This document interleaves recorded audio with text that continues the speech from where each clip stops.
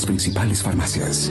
Dosis recomendada, 12 ml cada 12 horas. Si los síntomas persisten, consulte a su médico. No consumir durante el embarazo o la lactancia. Patente US 72501880B2. Sonrisas, aprendizajes, una que otra travesura. Y este mes, beneficios en nuestros talleres Renault. Un hijo siempre trae cosas buenas bajo el brazo. Por eso mamá recibe el 5% de descuento por cada uno de sus hijos en todos nuestros talleres a nivel nacional. Ven hoy mismo. Renault, Passion for Life. Fin de espacio promocional y publicitario. Este programa se transmite por Exa FM y Democracia AM. Mírelo en YouTube por Democracia TV. En Twitter somos Democracia S. 8:36. ¿Dimos bien la hora? 8:36. Las 8:36. Una yapa, ¿no? Bienvenidos, señores invitados. Andrés Fabián Albuja, señor economista, muchas gracias por haber aceptado esta invitación. Al respetable señor doctor Luis Calero, un maduro, experto y virtuoso, hacedor de realidades, por lo menos en las ideas. No es funcionario de ninguna entidad petrolera, pero tiene una vasta experiencia y ha ejercitado tareas más significativas que los mismos funcionarios públicos a través de su visión y de sus ideas, por lo cual amerita una gratitud y una distinción permanente de parte del público ecuatoriano. Gracias, doctor Calero, por estar aquí. Bueno, economista Andrés Fabián Albuja, ¿qué le produce a usted escepticismo del cuadro de prioridades que establece el plan, las medicaciones, los instrumentos que va a utilizar y fundamentalmente los mecanismos que se van a establecer para resucitar a esta economía que no se estaba, porque con nombramientos no se solucionan los problemas? Creo que el señor presidente Moreno ha acertado en algunos, en varios, creo que en la generalidad, pero sin instrumentos y sin ganas de un presidente que le dé vigor, fuerza, apoyo a determinados recambios profundos que hay que hacer en la economía ecuatoriana. Usted se acuerda que hasta hace pocos días estábamos temiendo la peor. Así es. Por ventaja reaccionó al último el señor presidente de la República. Esto hay que dejarlo como premisa. Andrés Fabián Albuja, en Cadena Democracia, le escuchamos.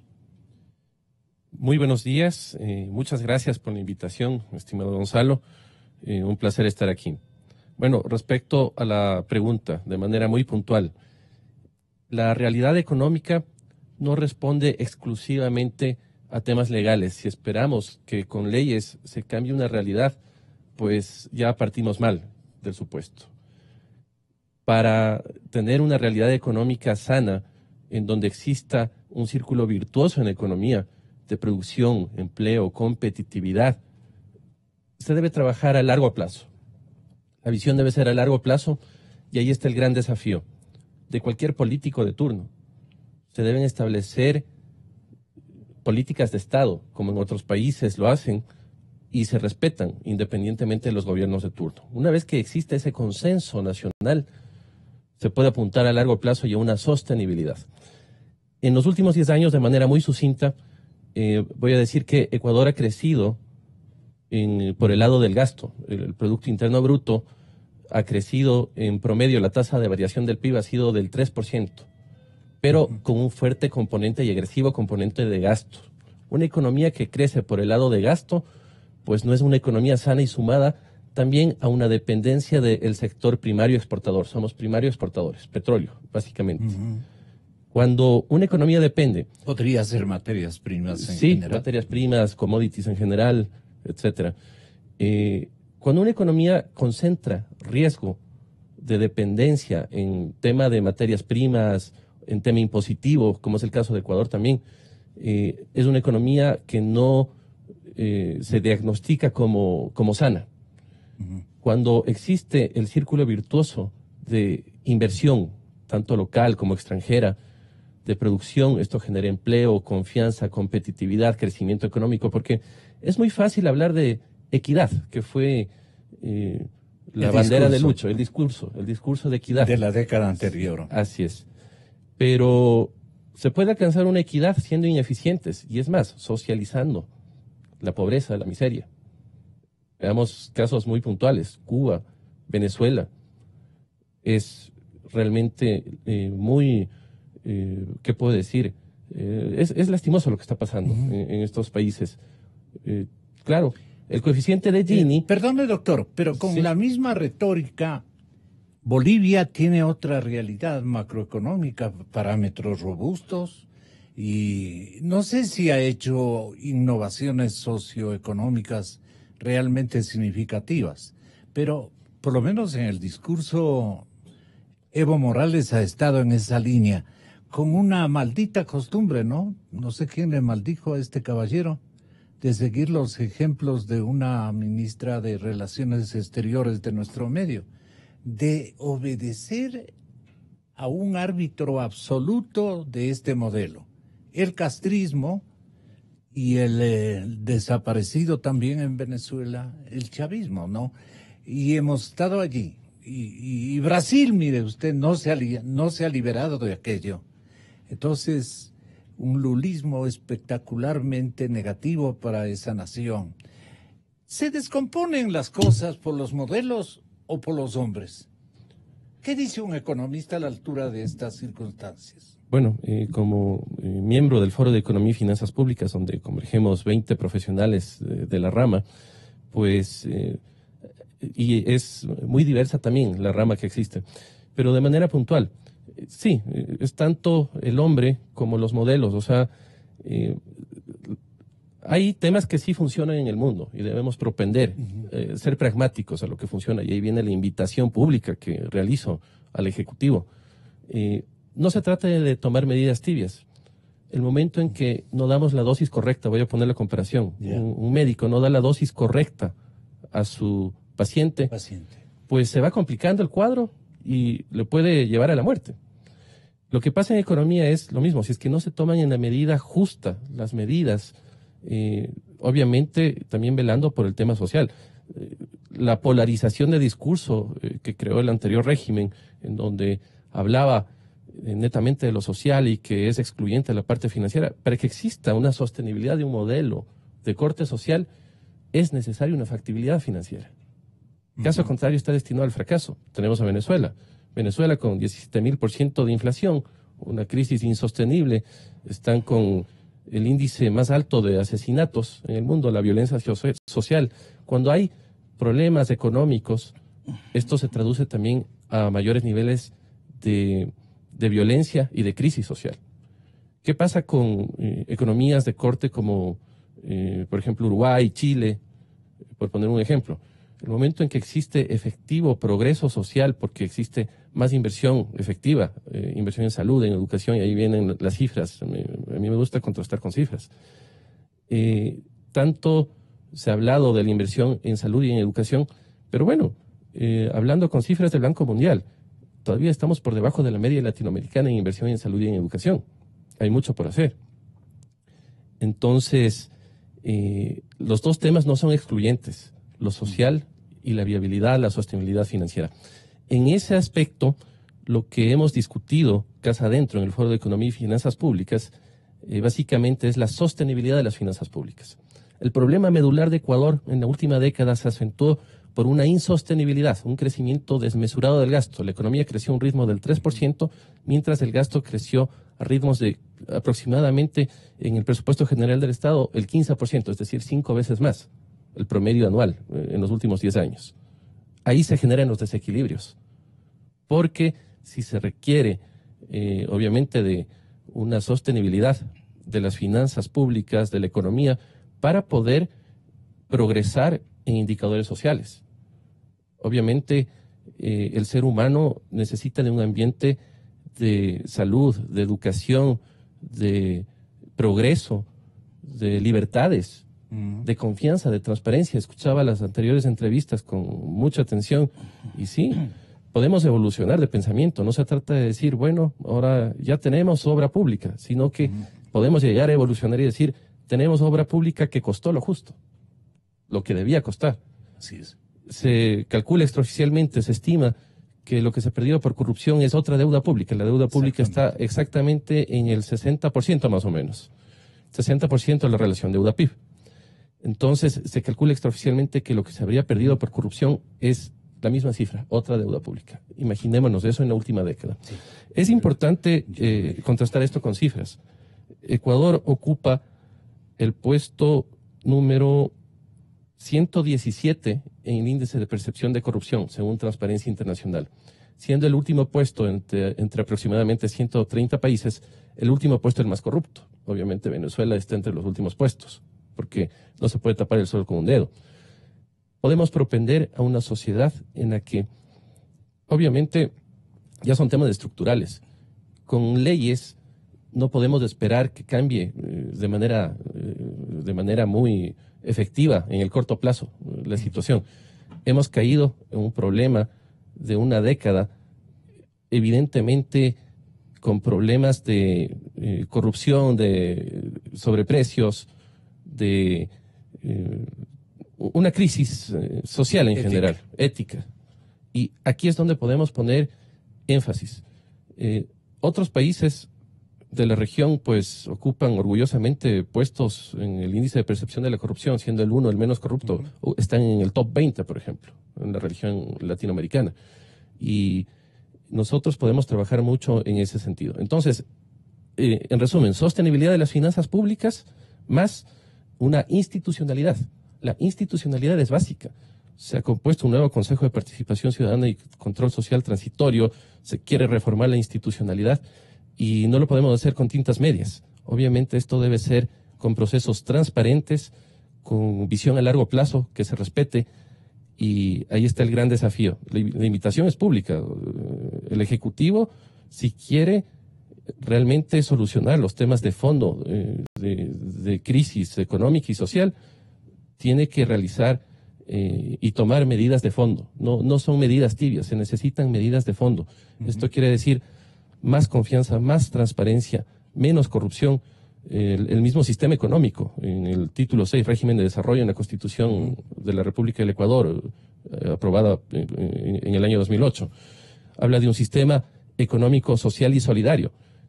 Bueno, hemos detectado obviamente que social y solidario debe ser complementado con un tema de sostenibilidad. Nada es gratis, nada viene gratis, todo parte de una sostenibilidad económica. Entonces, si fue una constitución tan garantista que ha generado unos desequilibrios en finanzas públicas, desequilibrios inclusive, tenemos que tomar el tema de seguridad social con mucha seriedad. Así es. Hay unas brechas proyectadas de déficit actuarial al año 2040, 2050 de 70.000 millones de dólares. Eso ya es una quiebra técnica. Si no tomamos correcciones progresivas, con una visión hay tiempo a largo plazo. Sí, pero no dependerá solo de este gobierno, sino una visión a largo plazo. Sí. Alinearnos a los objetivos de desarrollo sostenible de Naciones Unidas, objetivo número 8, 9, 16 y 17 exactamente, que hablan de crecimiento económico, de institucionalidad, de alianzas para lograr estos objetivos, entre otros, de industrias, etcétera. Entonces, la visión debe ser esa. El principal agente económico es el sector privado.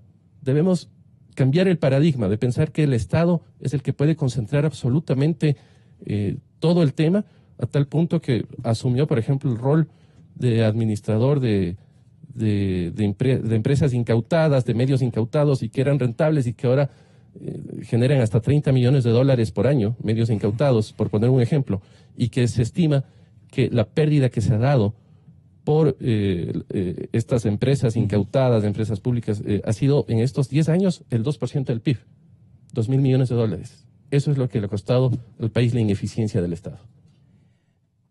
Yo estoy muy feliz de haber conocido el contenido de un personaje que nos va a ayudar o va a coadyuvar a este empeño de escoger las mejores mentalidades en cada una de las disciplinas, no solamente social, sino económicas, que es lo que más interesa a este momento y nos debe interesar a todos los ecuatorianos con mayor énfasis, señor doctor Luis Calero, la parte pragmática de la economía. Nos hemos quedado muchos meses, exagerados meses, con un énfasis comunicacional de análisis y de denuncia en estos aspectos naturalmente que nos duelen en el alma y han ocurrido en nuestro país tan pobre, la corrupción.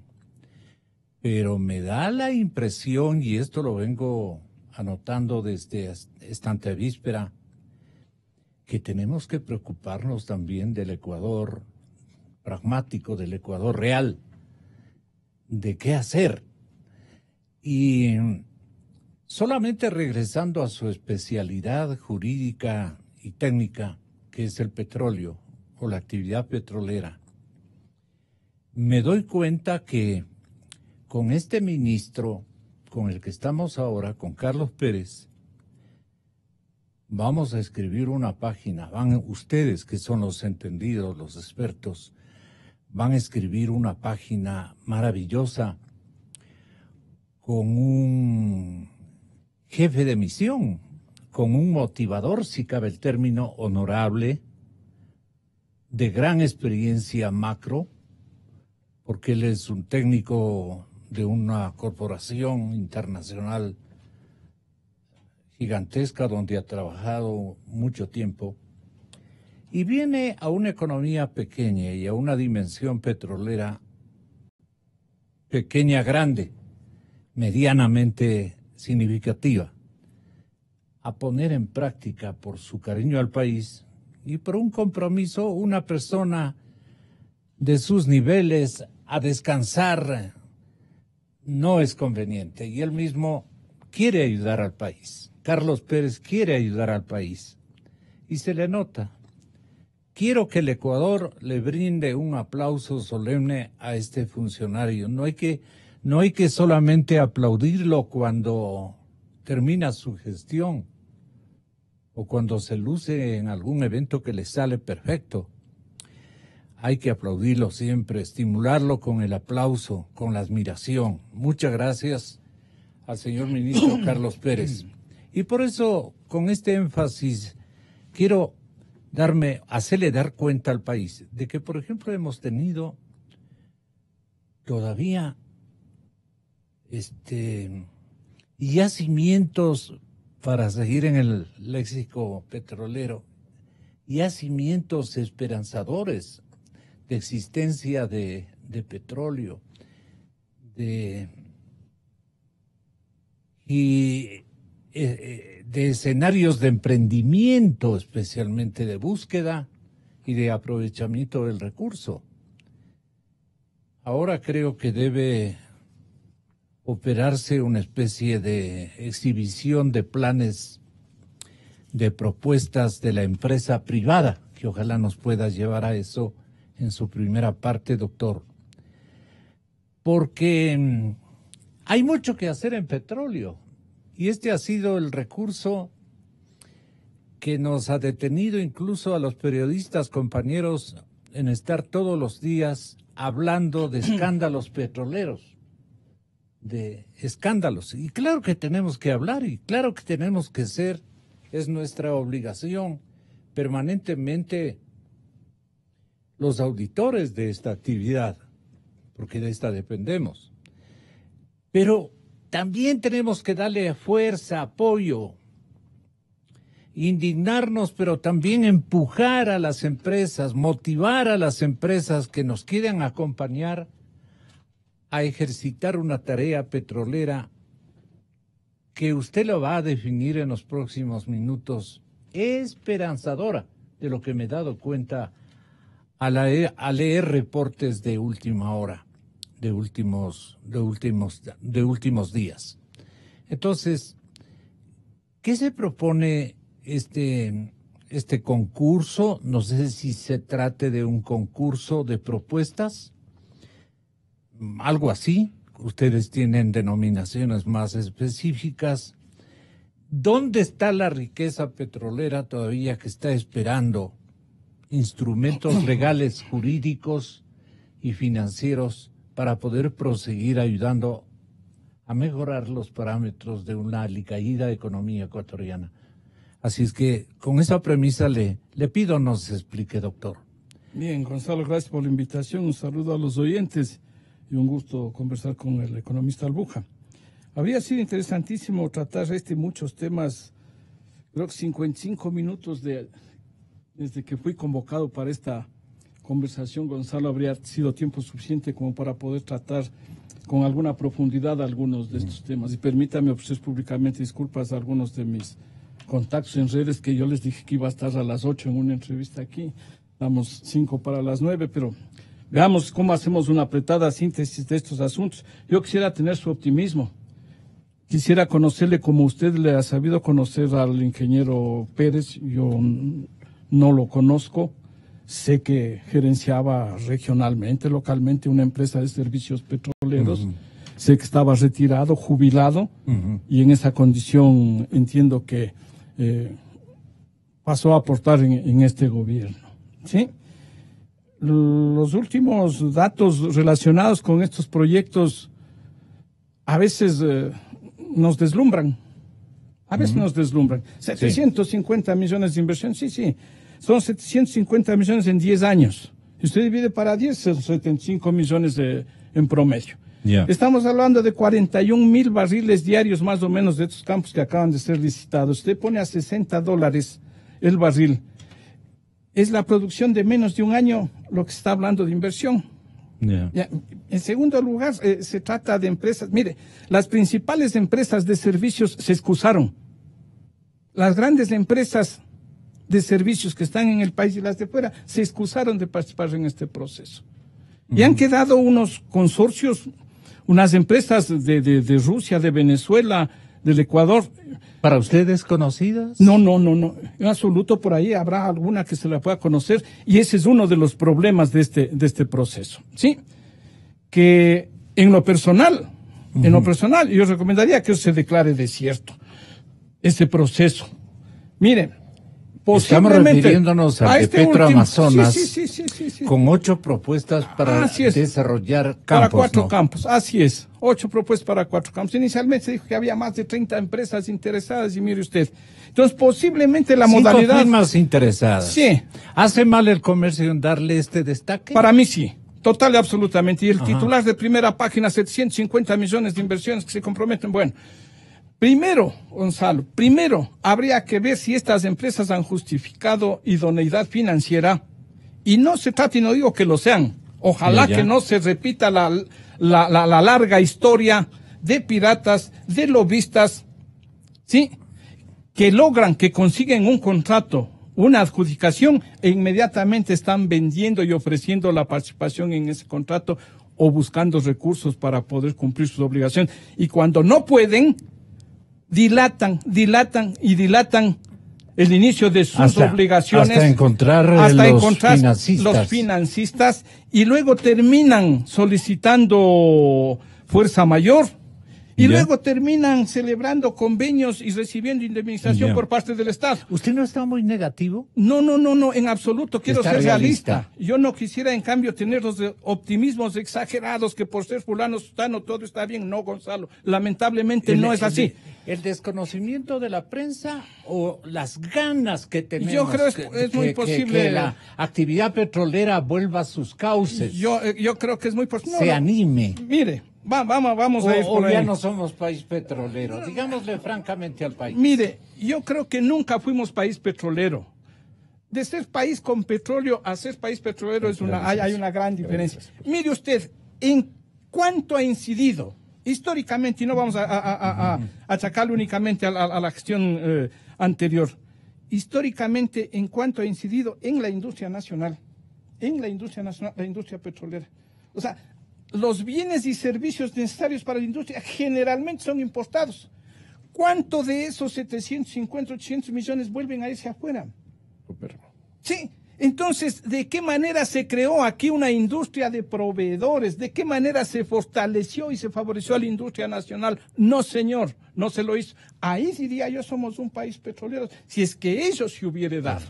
Si es que nosotros tendríamos capacidad suficiente de refinación, por ejemplo, pero no la tenemos. Pero ¿con cuánto pícaro en la actividad administrativa hemos estado? Entonces, mire, Gonzalo. En lo político y en lo técnico, porque los técnicos también se fueron a sus casas a descansar o salieron en busca de otras oportunidades. Así Usted es. sabe que se han ido al Asia, que se han ido a un montón de países. Mire, Gonzalo, ¿a qué atribuyo yo? El economista decía con justa razón, entre varios de sus aciertos, dos elementos fundamentales. El uno relacionado con la dependencia, la petrodependencia del fisco respecto del petróleo. Petrodependencia, una. Y la otra, la necesidad de recuperar o de respetar la institucionalidad. Y vamos a ir por los dos, el análisis de los dos elementos, mi estimado Gonzalo. Parecería que la Constitución de Montecristi, cuando en el artículo 315 determina que solo los excedentes que generen las empresas públicas encargadas de la gestión de los sectores estratégicos vayan al presupuesto del Estado, solo los excedentes, parecería que era una especie de ya la época postpetrolera. No que los ingresos petroleros vayan al presupuesto del Estado, porque eso no está previsto en la Constitución, ni el Código Orgánico de Planificación y Finanzas Públicas determina eso, ni la Ley Orgánica de Empresas Públicas. Son ingresos que tienen las empresas petroleras y solo los excedentes deben ir al presupuesto del Estado. Y las empresas petroleras entonces tienen la suficiente capacidad o debieron tener la suficiente capacidad para operar, tienen recursos para operar, para invertir y para reinvertir. Y solo los excedentes al presupuesto del Estado. Y no tendríamos empresas en el estado calamitoso como se le tiene a Petroamazonas, con deudores, a diestra y siniestra. Y no se habría dado, y no debió haberse dado, ese delito, que es el único delito claro y terminante, y que nadie lo hace caso, que es el de disposición arbitraria de fondos públicos, porque se dispuso arbitrariamente los fondos del sector petrolero de las instituciones. Ese es el delito que debería perseguirse independientemente de los otros. Pero mire, Gonzalo, y para concluir esta partida... Y le acabaron a Petroamazonas. Pero por supuesto, no le han dado viabilidad, no le dan viabilidad. Mire, la institucionalidad... Yo digo, en el tema de la corrupción se hablan de cifras, yo no voy a discutir las cifras. No estoy de acuerdo con algunos parámetros que se utilizan para la cuantificación, pero no es el momento para discutir eso. Pero asumamos que son 60.000, 68.000, unos 65, etcétera, etcétera, etcétera. Gonzalo, ¿cuántas empresas, cuántos corruptores están indiciados, están procesados? Aquí estamos buscándole al funcionario público que está bien, se le determina responsabilidad preso y que devuelva y todo lo que usted quiera. Que el gerente, que el exgerente, que el ministro, que el viceministro, todos los que hubieran incurrido en cualquier tipo de delito de estos, que vayan presos, que devuelvan la plata. Y los que se llevaron el grueso de la plata, que son las empresas que pagaron, a los que se les pagó los sobreprecios. ¿Acaso que de 1.000 millones usted pasa a 1.200 millones? Los 1.200 se fueron llevando el señor Bravo y los otros. Le están buscando 10 millones, 8 millones, 5 millones y los 1.000 millones restantes. Y entonces, ¿quién dice media palabra de perseguir a los corruptores? Y carambas, estamos buscando... ¿Y a quién le hubiese correspondido esa misión? Pero a la Fiscalía. Pero obvio... Y la Contraloría debió también pero debieron establecer cada quien en el ámbito de si le pregunto al Contralor Celi, ¿qué ha hecho usted por estos carteles que vinieron, se llevaron la plata? En su informe de responsabilidades, indicios de responsabilidad penal a la Fiscalía, debió haber incluido a las contratistas. Porque discúlpeme, aquí estamos sesgando demasiado el análisis. No vaya a malinterpretar, es que estoy defendiendo a quiénes se refiere, me diría. A los que están... Mire, si me diría el Contralor, para yo notificarle al fiscal, tendría yo que tener evidencias. Pero claro, de cuáles fueron las compañías que vinieron a hacer el trotecito de calentamiento, Gonzalo, que usted está denunciando, Gonzalo, y cogieron la plata. Pero es facilito, es la misma empresa que le pagó al funcionario cuya responsabilidad está notificando a la Fiscalía. Es exactamente la misma empresa, pues. Entonces, todos estos análisis se derivan de unas relaciones contractuales, y en las relaciones contractuales hay dos partes, contratista y contratante. Sí, entonces aquí estamos con la mirada bien, poniéndonos en el infinito, el rato que se trata de ubicar exactamente donde también hay que ubicar responsabilidades y recuperar el dinero. Pero mire, Gonzalo, no me voy a alargar en ese tema. Es apasionante, pero mire. Pero es apasionante. Sí, como las oportunidades son calvas en este tema, usted está todos los días tratando con distinguidos economistas entendidos en la materia económica. Hacemos lo que podemos. Mire, y yo voy escuchando, aprendiendo, todos los días aprendo. Pero yo tengo unas pocas pequeñas inquietudes. Hay unos asuntos. A mí no me gusta el proyecto en su conjunto, su forma de presentación en lo formal, para mí es un desastre. Tiene 3 páginas y media de considerandos. O sea, una motivación exagerada, esfarragosa. Hay un exceso de carga en cuestiones impositivas que yo creo que podría simplificarse de alguna manera. Pero vea, hay temas de fondo. Es un pecado nuestro la retórica. Y ahora vaya usted a leer esos fallos judiciales de la Corte Constitucional, caramba. Usted se pasa días en antecedentes y en considerandos. Y le meten doctrina. Cualquier fulano, hijo de vecina, que escribe un libro ya es tratadista y le ponen como referencia una cosa. Mire, hay temas fundamentales en este proyecto, Gonzalo, como la creación de un fondo de estabilización fiscal. Voy al grano, Gonzalo. Usted no me dejará mentir que desde hace años aquí yo he planteado la necesidad de crear un fondo, pero no con la connotación de este. No. Yo decía, ¿cuál es la connotación? Yo le voy a decir, mire, este fondo de estabilización fiscal en definitiva dice, vea, creemos un colchón para que si a futuro tenemos problemas en la caja fiscal, cogemos de ese colchón y solucionamos el problema fiscal. Yo digo, no. Este fondo que yo he propiciado es un fondo que tiene como base la disposición del artículo 307 de la Constitución, que ordena que la gestión de los recursos naturales no renovables, escúcheme, Gonzalo, por favor, que la gestión tiene que sustentarse en varios principios. Y uno de esos principios es de la responsabilidad intergeneracional. Entonces, la plata que nosotros este rato aprovecharíamos del petróleo no es solo para nosotros, no debería, sino para los que vienen atrás, para nuestros hijos, para nuestros nietos. Ese debería ser el primer soporte jurídico para la creación de un fondo, que es un fondo que debería manejarse independientemente de las finanzas públicas, un fondo que vaya a apalancar, a financiar, ¿no es cierto?, que los réditos que produzca ese fondo vayan a financiar programas de orden social, lo que quiera. Pero es un fondo de ahorro, como lo tiene Noruega, como lo tiene Arabia, ¿no es cierto? Noruega, todos los ingresos petroleros van a ese fondo. Tiene más de 900.000 millones de dólares acumulados en su fondo y los rendimientos sirven para proyectos sociales y lo que usted quiera. Entonces, a mí me gustaría eso, un fondo con los excedentes que les llaman este rato, pero yo ni siquiera digo con los excedentes, sino que debería ir progresivamente desvinculándose lo fiscal de lo petrolero, de tal manera que los ingresos petroleros vayan a ir permanentemente nutriendo este fondo.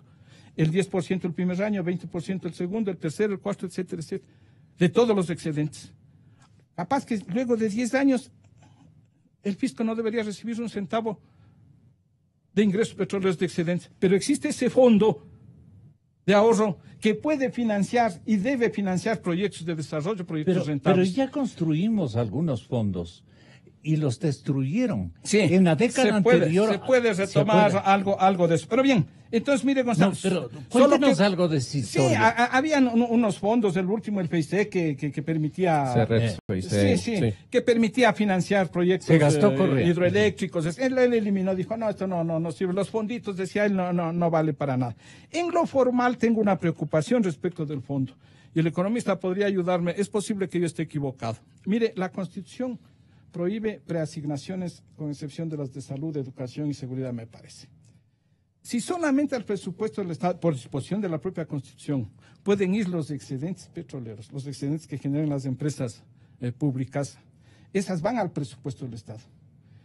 Y para este fondo, entonces, del presupuesto debería salir para alimentarse el fondo de estabilización. Esa ya sería una preasignación, que está prohibida constitucionalmente. Digo, posiblemente esa debería, en lo formal, esa figura. es posible que yo esté equivocado. Es muy posible que yo esté equivocado. ¿Sí? ¿Por qué no le deja que nos dé una explicación cortita hablar, sí, el sí. señor economista Albuja? Con todo gusto. Bueno, específicamente, es importante el tema. claro que sí. En el régimen de desarrollo, el título 6 de la Constitución, pues habla específicamente de financiar egresos permanentes con ingresos permanentes. Y en caso ya realmente de excepción, aprobado obviamente por las instancias correspondientes cuando se aprueba valga la redundancia, el presupuesto por parte de la Asamblea Nacional, excepcionalmente en otros tipos de proyectos que califiquen, ¿no? Que no sean en el tema social, sí, excepcionalmente. Ahí no regiría el tema de ingreso permanente, egreso permanente, ¿ya? Ahora, lo que se ha dado con estos fondos, por ejemplo, en el año 2002-2003, con la Ley Orgánica de Responsabilidad, Equilibrio y Transparencia de las Finanzas, propendía justamente a crear fondos destinados a lo social. Y que, claro, de un plumazo, perdón la expresión, pero se los borró, ¿no? Y comparto con el doctor el tema de la prudencia en el tema financiero. Es deseable que las economías vayan creando sus fondos para cubrir cualquier contingencia. Esto sí es permitido. Ojo, ya la explicación de ingreso permanente, egreso permanente, esa es la regla que se debe cumplir y que hay excepción inclusive, ¿sí? Ahora, el tema es que otros países tienen cobertura, ¿no? Tienen fondos que cubren inclusive, por ejemplo, su deuda externa. Va un porcentaje de la deuda externa y se va creando un colchón, ¿sí? Para evitar lo que pasó con Ecuador, que Ecuador tuvo que regresar a ver al mismo Estado. Entonces, esa relación incestuosa entre Estado, vamos a hablar, Banco Central, Ministerio de Finanzas, Gobierno Central, ¿sí? Se debe eliminar. Y no simplemente como en este proyecto de la LOFPAIJEF, es un nombre rimbombante. Son nombres larguísimos. Son nombres larguísimos en las leyes. Ley Orgánica de Fomento Productivo, Atracción de las Inversiones, Generación de Empleo, Equilibrio de las Finanzas. Bueno, o sea, es larguísimo. Dale, Matías. Sí, y hay una, por así decirlo, ¿no? Una gran fanesca de reformatorias a leyes. Empezamos desde el Código Orgánico de Planificación y Finanzas Públicas, la Ley Orgánica de Régimen Tributario Interno, la Ley de Equidad Tributaria de hace 10 años. ¿Y ley de compañías. qué otro método podríamos escoger si le dicen así estos escritores, que son unos escritores fantásticos? ¿Qué les respondería a usted, economista? Pragmatismo, o sea, no, en vez de hacerte unos monstruos, una sábana de instituciones y de leyes y de modificaciones. Sí. Y que, dicho sea de paso, pueden ser modificadas por un próximo ejecutivo, ¿no? Entonces, aquí parto de lo fundamental. ¿Cuál es el método? Perdona, no le logro entender. Sí. ¿Cómo hacen en otros países? Tienen visión a largo plazo y tienen políticas de Estado. Debemos partir de ahí. Ya. Es políticas de Estado. Qué bien que se respetan en el largo plazo. Insistí. Sí. Políticas de Estado. Políticas de Estado, por supuesto. Que se respeten independientemente del gobierno. ¿Qué políticas de Estado en materia petrolera tenemos aquí? Bueno, realmente ni siquiera hay una política de Estado. Hay un plan nacional para el buen vivir, temas de desarrollo, pero si hablamos de políticas de Estado, en esencia, pues yo soy muy crítico en eso. Ecuador no tiene políticas de Estado. Carece de políticas de Estado a nivel general. Entonces, el tema es respetar. Pero por ejemplo, en yacimientos, ¿qué políticas de Estado subsiste ya por su posición geográfica, estratégica, o las factibilidades que reúne cada campo, cada yacimiento? ¿Qué políticas de Estado? Yo me acuerdo, porque soy testigo de la fundación de Petroecuador desde la época de René Bucarán, que era gerente de Texaco. Después se unieron con GUL y ellos construyeron prácticamente con iniciativa de un gobierno revolucionario de tipo militar, de corte militar, que creo era el de Rodríguez Lara. Crearon la compañía Petroecuador y luego se despechó la GUL, le vendió las acciones a Texaco y Texaco se quedó a dominar. Desde allí se organizó el foro de opinión petrolera que Sí, se hizo en esta radio y todo lo demás. Sí. Y nos pintaban y habían técnicos muy solventes, nuestros propios. ¿Qué pasó? ¿Se destruyó todo? Ojo, no desmerezco la buena intención de las personas. Voy a marcar la cancha, ¿sí? Sin embargo, voy a la parte práctica, ¿sí? Voy a la parte práctica de qué ha pasado con Ecuador. Obviamente, cada gobierno de turno ha ejecutado sus políticas con visión a corto plazo y no ha habido un norte de política de Estado, ¿sí? Si partimos del hecho de la Constitución que mencionaba, el artículo 283 del Sistema Económico, Social y Solidario, eso hay que poner sobre el tapete también, porque a pretexto de una economía social y solidaria no se priorizó el tema de sostenibilidad de la economía. Para llegar a un tema social debemos tener esa factibilidad financiera. Y en resumen, este proyecto de ley de la LOFPAIGEF, lo estoy diciendo por siglas nada más, presentado por el Ejecutivo el 24 de mayo, tiene una serie de reformas a la Ley de Régimen Tributario Interno, el COPLAFIP, el Código Orgánico de Planificación y Finanzas Públicas, el COMIF, el Código Orgánico Monetario y Financiero, Ley de Compañías, Ley de Minería, de Hidrocarburos, Defensa de Derechos Laborales, Reactivación Económica, la que salió hace un año. Sin embargo, aquí vemos una serie de propuestas de régimen, de remisiones y reducciones en el tema tributario. Bueno, ahí hay un costo de oportunidad que perdería el Estado de recaudar también. Si queremos generar confianza, transparencia, estabilidad a largo plazo y que sea sostenible, veamos de aquí para adelante. O sea, en promedio, en materia impositiva, se ha cambiado de leyes, en promedio ha sido 2-3 veces al año durante la última década. O sea, estamos hablando de unas 30 reformas legales en el tema tributario. Los principales puntos flacos de Ecuador para generar competitividad, que sea un indicador más compuesto, en donde hay tema macroeconómico, infraestructura, institucionalidad, desarrollo de mercados financieros. ¿Ha sido la falta de estabilidad normativa? Sí, la falta de seriedad, la falta de estabilidad en materia legal, en materia impositiva también, una excesiva carga impositiva. Exacto. Sí. El tema de corrupción. Entonces, también son los tres principales factores. Son los tres principales factores. El Foro Económico Mundial establece una compañía solvente, una compañía de buenas costumbres, para que nos entienda el público, no se va a ambientar pues a nuestras calamidades institucionales, tanto del área privada, porque se asoman, por ejemplo, estos caballeros que inventan un nombre, ¿cierto? Una alícuota de dinero solamente en papeles, alguna garantía bancaria, sea de una entidad local, nacional o internacional, y se rematan los tantos campos, y se unen con Oil Company Gas, qué sé yo. Estoy tomando un nombre seguramente respetable, del proyecto Oil y Gas 2018. Vienen a fomentar las alianzas público-privadas a través de inversión en el sector hidrocarburífero para generar mayor producción. Todo el mundo oímos esto y decimos que bueno, la actividad petrolera parece que comienza a reanimarse. Hay más credibilidad, decimos nosotros. Y yo pues más fácilmente, por la admiración que le tengo al ministro Pérez, digo, esto es obra o está de por medio el nombre de un gran rector circunstancial como es Carlos Pérez, el ministro de Hidrocarburos.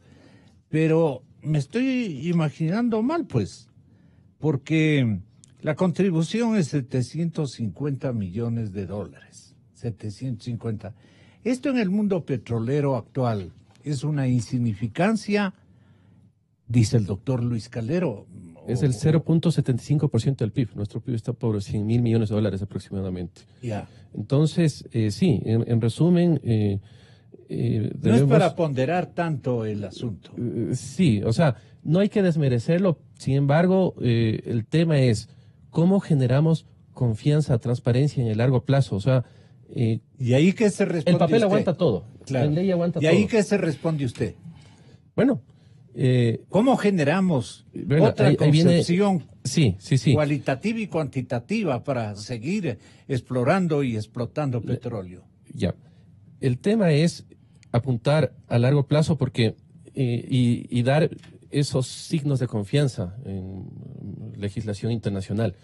Recordemos qué pasó con Ecuador, que expulsó abruptamente a las petroleras sin seguir un debido proceso, y claro, esto le está costando millonadas al Estado, que deben también ser considerados, obviamente, cuando se maneje el presupuesto general del Estado, las futuras indemnizaciones, posibles indemnizaciones por juicios contingentes que tenemos por el tema del CIADI, el tema de inversiones y arreglo de diferencias en materia de inversiones, ¿no?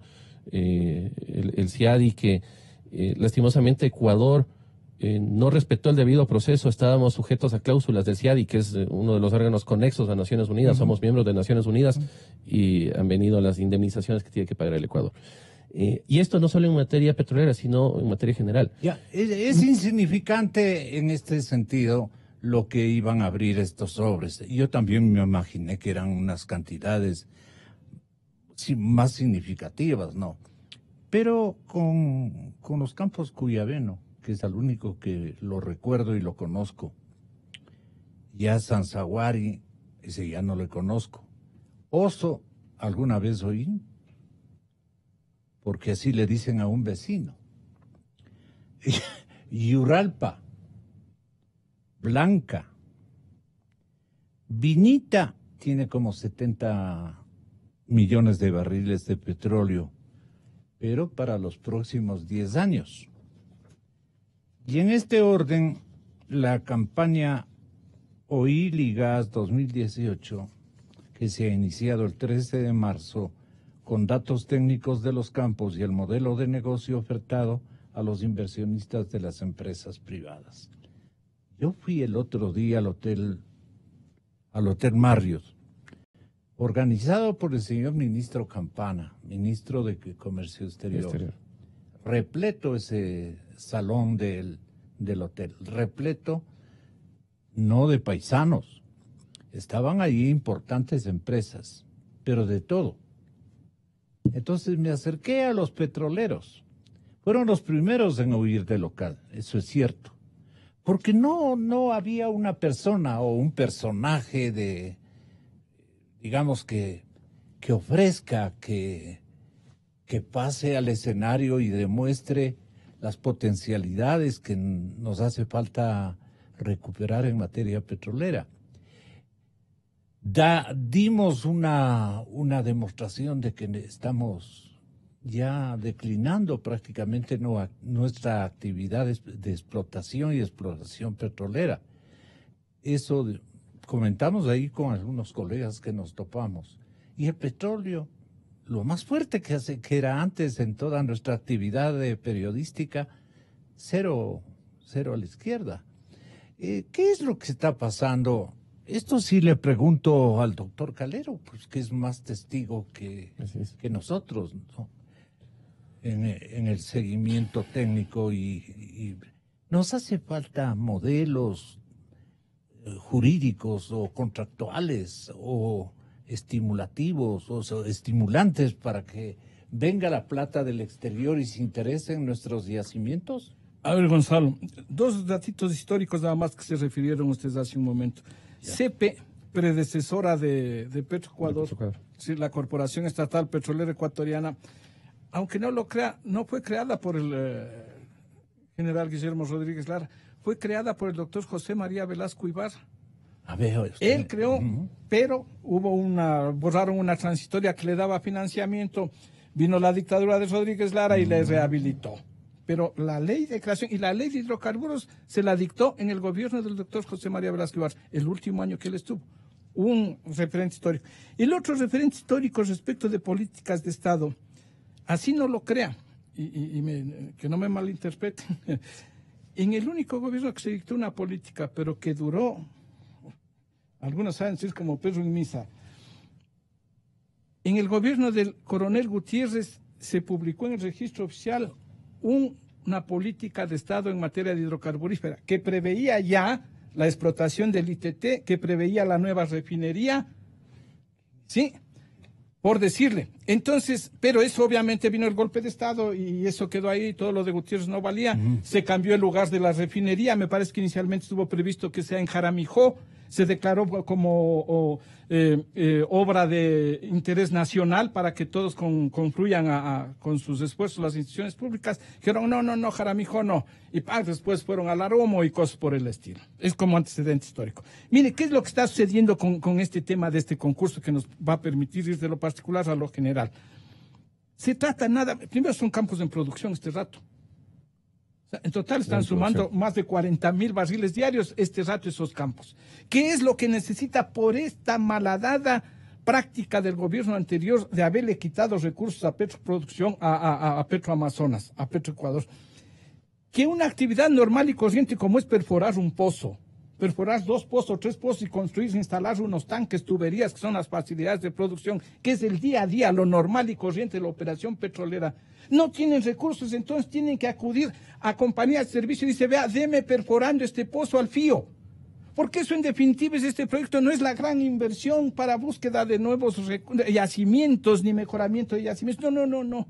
Mire, es perforación de pozos, y así lo dice inclusive la reseña periodística, perforación de pozos y la rehabilitación de algunos pozos cerrados, que hacen unos trámites que se llaman algunos procedimientos de workover, sustitución de tuberías, de bombas, etcétera. Ese es el gran misterio de esta convocatoria. Por eso que las grandes, y eso más. Por eso no hay buenos nombres. Y le voy a decir por qué no, Gonzalo. Porque Petroamazonas dice, yo sigo siendo la operadora. Y solo de la producción incremental, de la producción que salga de ese pozo te pago. Y si no hay producción o fracasa, no te pago. Entonces, las otras son compañías de servicio, no son compañías no son compañías de riesgo. Las operadoras son las compañías de riesgo que van, que buscan y arriesgan su capital.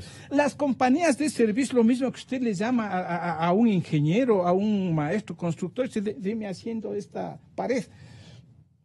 Maestro, a ver, ¿cuánto? Y se acabó. Yeah. Ahora, si usted no obtuvo los permisos, no obtuvo esto también el municipio le derroca, eso no tiene nada que ver el maestro que le construyó. Entonces, de igual manera acá, si la operación bien dice usted, está artesanal la situación, ¿no? Entonces, este modelo, el modelo, que Ecuatoriano. no debería estar así, porque Petroamazonas debería tener la capacidad financiera suficiente para poder hacer sus trabajitos. Pero, por favor, entonces llámeme a la Ronda Suroriente. Y digo, ya, perfecto, la Ronda Suroriente, que son inversiones de riesgo. Veamos un modelo fracasado. Las compañías no quieren ya este contrato de prestación de servicio con tarifa. Dicen, retornemos al contrato de participación. Perfecto, en el contrato de participación busquemos una modalidad para el problema de los excedentes petroleros, que es materia de una de las reformas en este proyecto de ley y que además está mal planteado. Pero bueno, entonces, ese es el problema de fondo, el modelo. Y además, la falta de, con esto concluyo, Gonzalo, discúlpeme, la falta de garantías que Finanzas puede dar para el pago. ¿Por qué? Petroamazonas este rato está a la cola de las instituciones públicas para recibir el presupuesto y con eso pagar a sus contratistas. Y si Finanzas no le da porque tiene otras prioridades, entonces comienza la lista de acreedores de Petroamazonas.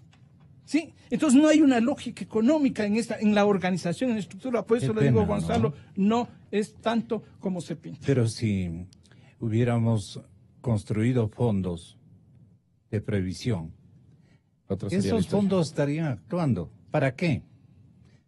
Para cambiar modalidades de provisión de servicios específicos, dice, con financiamiento de los contratistas para la ejecución de actividades de perforación, de complementación de pozos, de reactivación de pozos cerrados, porque se cerraron algunos pozos porque les dio la gana. Ya no hay plata. Ya no tenían capital, claro, exactamente. Y entonces, la construcción de facilidades requeridas. Con esto se pasa el viceministro Patricio Larrea ha sido el autor de esto. Entonces, los sobres llegan para estas obras, nada más que para esas esta obras. obra. Así es. Y entonces tiene razón usted. Esto de poner qué bestia, qué bruto. Me parece que hay que dimensionar. Sí, hay que dimensionar. Sí. Tenemos para largo. Ojalá Pero no en me cambio, me resienta doña Mayra Pacheco en el comercio. entonces quedamos para otro día hablar del proyecto de ley económica. Claro, hay algunos temitas ahí vinculados que se podría conversar. Sí, Um, todavía. Yo hasta pienso que una junta de notables economistas nos está haciendo falta porque veo un poco flojo el esquema que han preparado. Unos incentivos tributarios, por ejemplo, que no van a dar un resultado de Inmediato no. No, y no son soluciones de fondo. Es decir, Exacto. se debe propender a generar una competitividad por el lado de equilibrio en materia impositiva, en materia legal, en materia inclusive laboral, en materia laboral, que seamos más flexibles en temas de contratos. Eso es primordial. Un factor de competitividad en el que Ecuador está reprobando es la inflexibilidad en materia laboral, en políticas laborales que sean flexibles, ¿no? Y en resumen, hace un intento este proyecto de ley de establecer topes, techos, reglas macrofiscales respecto a la relación deuda-PIB. Regresar al 40% y que quede como tope. Habrá un plazo de 3 años para bajar el gasto primario. Se prohíbe ya el déficit primario en el presupuesto general del Estado. Se propone un fondo de estabilización, pero como digo, ¿no? El papel aguanta todo. Inicia con temas menos importantes, que es este régimen de remisiones y reducciones, que además genera un costo de oportunidad perdido para el fisco. Se debe propender a estimular el buen comportamiento de aquí en adelante y no tener tanta carga impositiva. Comparemos con cifras. La relación de recaudación impositiva frente a PIB, en el caso de Ecuador, creció del 10% al 12.5% en la última década. Es decir, 2.5% más del PIB tuvo Ecuador. La media en Latinoamérica fue del 0.7% de crecimiento, es decir, crecimos 3 veces más que la relación de Latinoamérica. Tuvimos una mayor carga impositiva a los hogares, a las personas, que eso obviamente le genera pérdida de valor adquisitivo al ciudadano común. Estuvo recaudando menos. No, estuvimos recaudando más. Es decir, hubo más carga impositiva al ciudadano, a las familias. Hubo una agresiva carga impositiva. Entonces, esta serie de reformas, que en promedio han sido 3 anuales, por eso tenemos como 30 reformas en los últimos 10 años, no le hacen bien al país. Refleja una imagen de poca seriedad y de poca atracción al inversionista. Entonces, debemos partir de ahí, de una seriedad, de una estabilidad, de un marco jurídico, una institucionalidad, políticas laborales que sean flexibles, y obviamente sí es necesario tener reglas macrofiscales. Yo le escuchaba al ministro hace pocos días, no es importante la relación deuda-PIB, es importante la capacidad de pago de la deuda. No. Las dos cosas son importantes. Normas de prudencia y solvencia financiera. No somos un país que puede darse el lujo de tener una sobrecarga de relación deuda-PIB. Bueno, dirán, otros países sí tienen una mayor relación deuda-PIB. Perú está por el 22%, Colombia está en promedio por el 55%, pero hay que ver el comportamiento de los 10 últimos años, donde más ha crecido en promedio, la tasa promedio de variación que se dice. En Ecuador fue de casi el 15% el promedio de gasto, ¿no? ¿Ya? En el caso de países vecinos, Colombia y Perú, fueron más cautos. El promedio anual, esa tasa de variación fue de decrecimiento, fueron decreciendo en el gasto, al ritmo del 2%. Esos factores hay que analizar. Entonces es bueno tener puntos de referencia. Fácil analizar la economía per se aquí en Ecuador, pero tengamos puntos de referencia, economías vecinas, economías de la región. Hacer pólizas de seguro, ¿no? ¿Qué? En imagen. En imagen de país, esa relación PIB. Relación deuda-PIB. Sí, es importante porque obviamente le da una sostenibilidad de crecimiento. El Producto Interno El Producto Interno Frente Bruto... al tamaño de endeudamiento, al porcentaje de endeudamiento que ustedes alegan, eso tiene que ser cumplido porque es un parámetro... Se está incumpliendo actualmente, por eso es el proyecto de ley, para que durante estos 3 años no importe el tema de haber incumplido, pero que se vaya bajando progresivamente hasta alcanzar la relación. Es un buen objetivo, máxima. no obstante. Sí, pero debe permanecer en el tiempo y no es suficiente. Tal vez soy muy crítico, pero no es suficiente. Se necesitan reglas macrofiscales. Este tema de fondo de estabilización. Sí, no hablemos solo de excedentes, sino hablemos también de crear reservas en función del tamaño de nuestra economía para afrontar periodos de crisis. Después nos pasa, como ya pasó en la época anterior. ¿Qué tal que en la década anterior no heredaba todos los fondos que heredó el expresidente?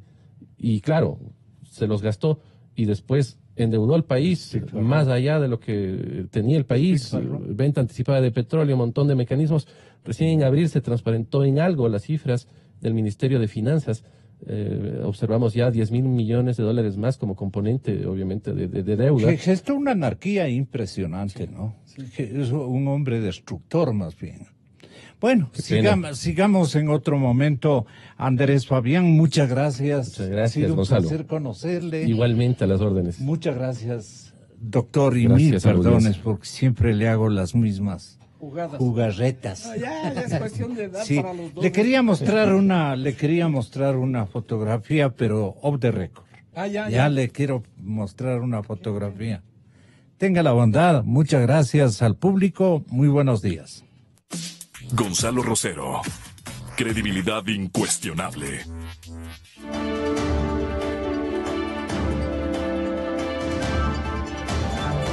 Aportando con más beneficiarios, más recursos y más clientes, así es como festejamos el primer año de gobierno. Bienvenidos al noticiero de la CNT.